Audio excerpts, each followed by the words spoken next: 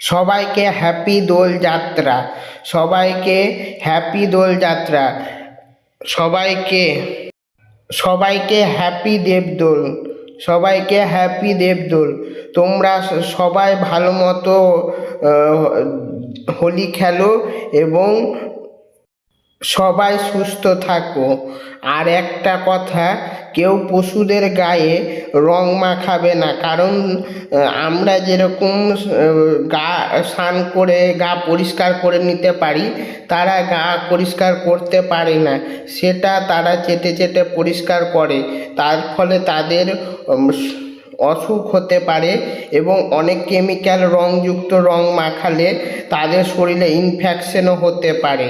তাই নিজেরা হোলি খেলো, নিজেদেরকে রং লাগাও, ঠিক আছে, কিন্তু কোনো পশু পাখিকে রং লাগাবে না। হ্যাপি দোলযাত্রা সবাইকে, হ্যাপি দেবদোল সবাইকে। সবাই ভালো থেকো, সুস্থ থেকো এবং সবাইকে ভালো রেখো। গুরুজনদেরকে প্রণাম, ভালোবাসা এবং ছোটদেরকে আমার তরফ থেকে শুভেচ্ছা।